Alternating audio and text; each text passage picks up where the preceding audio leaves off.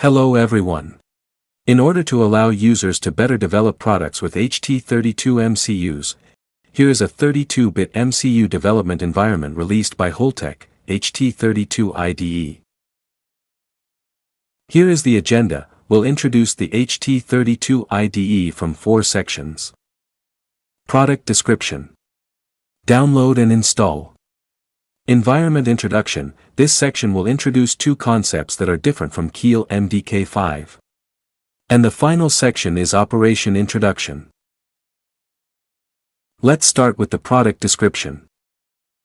The development tool released by Holtec is called HT32 IDE. This IDE is similar to the IDEs of other major MCU manufacturers, so users can easily get started.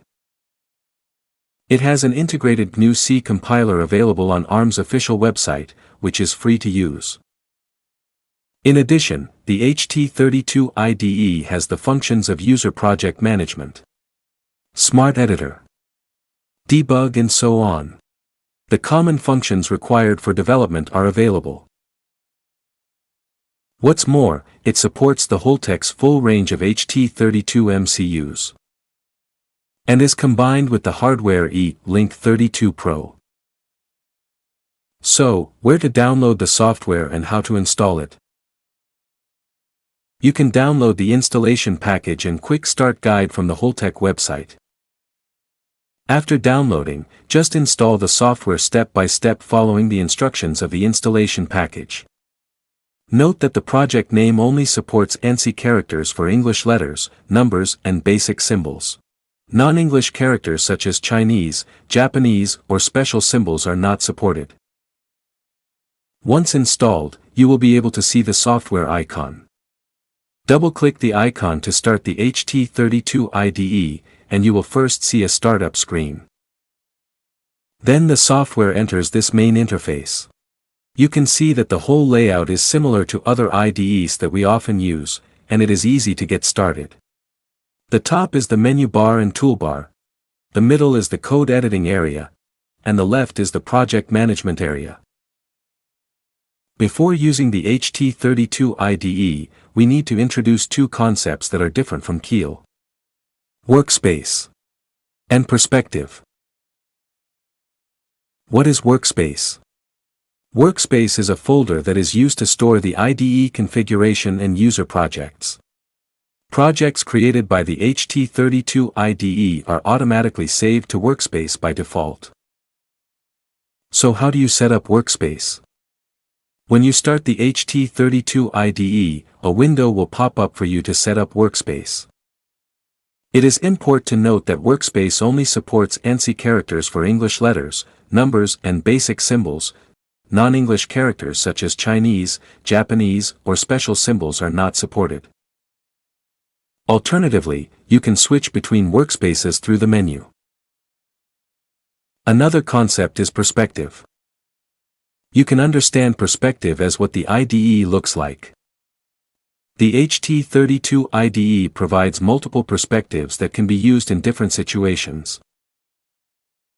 For example, this is a C and C++ perspective. You can see that all the windows are code-related windows. This is the debug perspective. You can find that the code-related windows are gone, replaced by debug-related windows. These are the 2 commonly used perspectives that the HT32 IDE provides. So how do you switch between perspectives? Normally, the HT32 IDE automatically switches between perspectives based on the current usage situation. When you start debugging, it automatically switches to the debug perspective, and when you exit debugging, it automatically switches back to the C and C++ perspective. Of course, you can also manually switch between perspectives.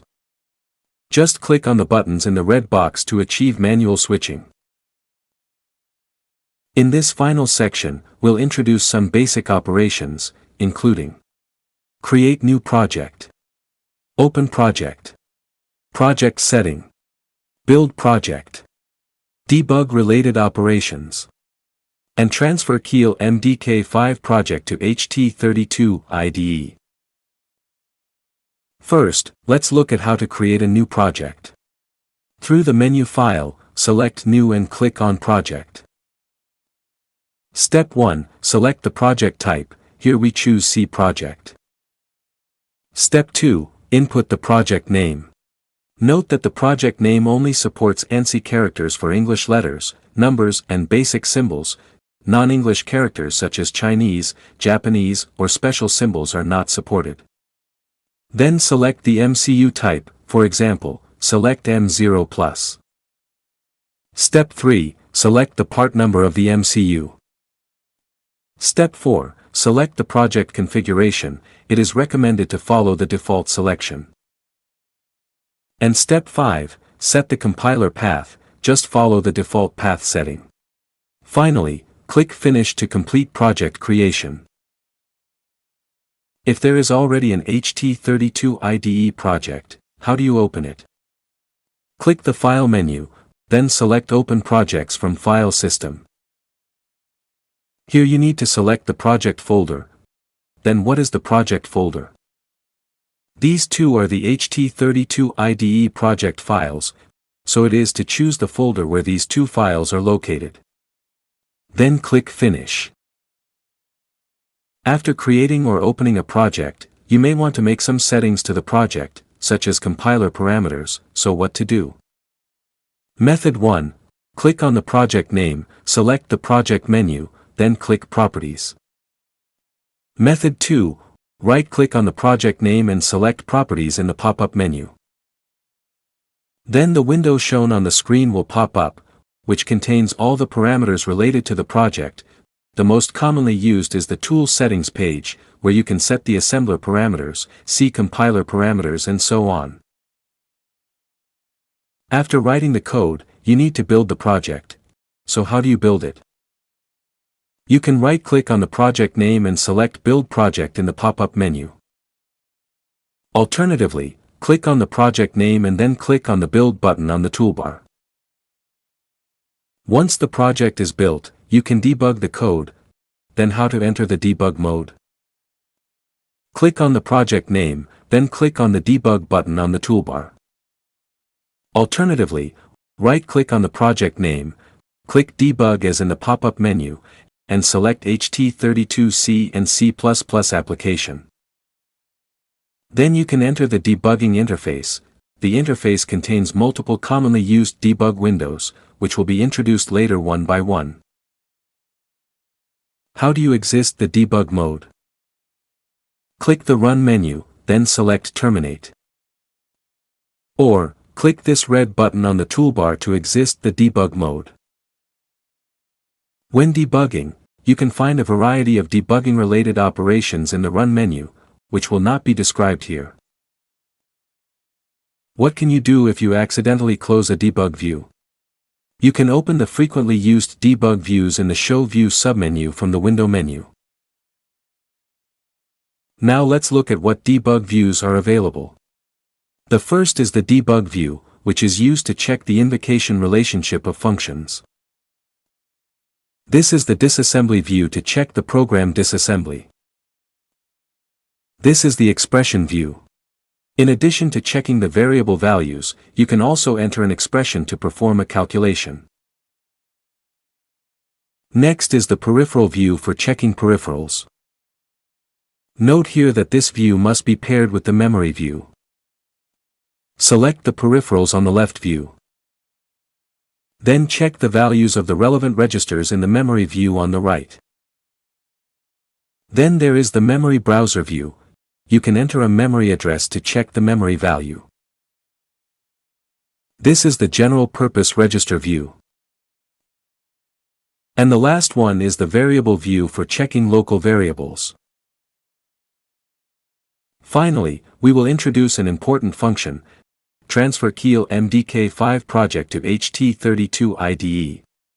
This function is friendly to Kiel users, and can facilitate users to import existing Kiel MDK5 projects directly into the HT32-IDE. So how do you realize it? First, select Import MDK5 project into the workspace from the File menu. Then select the MDK5 project file in the pop-up window, click the OK button, and the project transfer will be completed. There are a few more considerations. As Keil has a different assembly language syntax format with GNU. If the project uses assembly language files, you need to convert them by yourself. We have organized the syntax differences between the two compilers. You can refer to the Quick Start Guide on our official website. In addition, after importing the MDK5 project, the HT32-IDE will generate a default startup file to replace the Keil startup file. If you have modified the Keil startup file, you need to convert the modified part by yourself. The second point is that if the project uses a Keil MDK5 static library, then you need to recompile it into GNU static library using the HT32-IDE by yourself. The final one is that if the project has modified the Keil MDK5 scatter loading file, then you need to modify it to the HT32-IDE's corresponding linker script file. In order to provide users with timely assistance when encountering problems, Holtec provides perfect technical support. If you have encountered any problems when using the HT32-IDE, including operation procedure, transferring Keil MDK5 project to HT32-IDE project, modifying assembly to GNU format, and so on, you can contact us through these windows. We will do our best to help you solve the problem. If you want to get more detailed documentation, you can go to the Holtec website. This is an introduction to the HT32-IDE. Thank you.